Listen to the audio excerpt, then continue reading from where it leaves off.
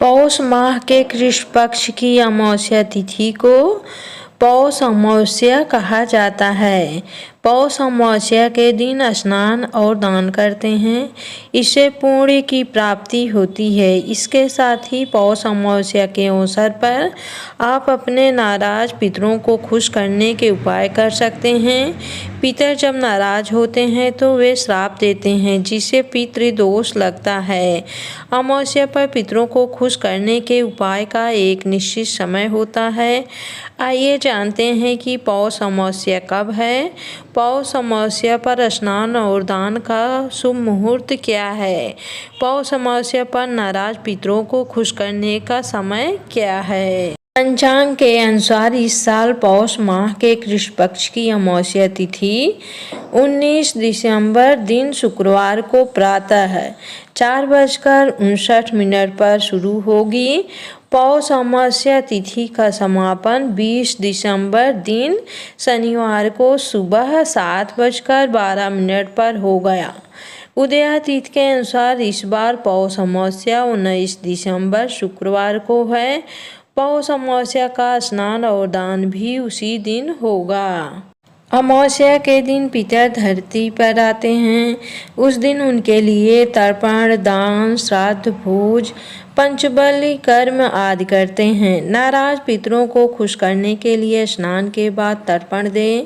वहीं श्राद्ध, पिंडदान, पंचबल कर्म आदि आप दिन में 11 बजे यानी 11:30 पर से लेकर दोपहर 2:30 के बीच कर सकते हैं।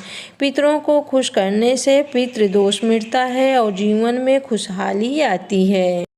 पौष अमावस्या के दिन ब्रह्म मुहूर्त 5:19 सुबह से लेकर 6:14 तक है। उस दिन स्नान के लिए यह सबसे उत्तम मुहूर्त माना जाता है। यदि आप ब्रह्म मुहूर्त में स्नान नहीं कर पाते हैं तो सूर्योदय के बाद भी कर सकते हैं। जब आप स्नान कर लें तो उसके बाद अपनी क्षमता के अनुसार अन्न, वस्त्र आदि का दान जरूर करें। इस दिन निर्जला उपवास रखें। विशेष परिस्थिति में फलाहार व्रत किया जा सकता है। इस दिन पितरों के लिए दान अवश्य करें। पशुओं को हरा चारा खिलाना शुभ माना जाता है।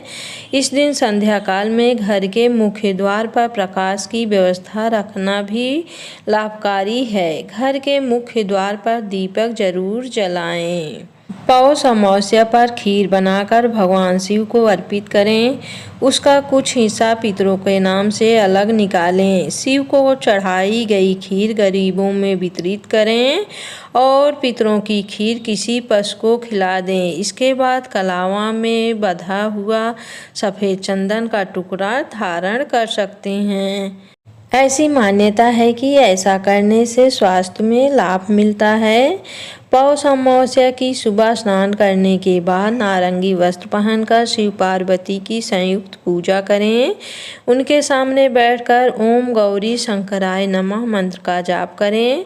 सात्विक भोजन बनाकर दान करने से पारिवारिक समस्या दूर होती है। पौष अमावस्या पर मुख्य रूप से पितरों के लिए ओम पितृदेवताय नमः, सूर्यदेव के लिए ओम सूर्याय नमः का जप करें।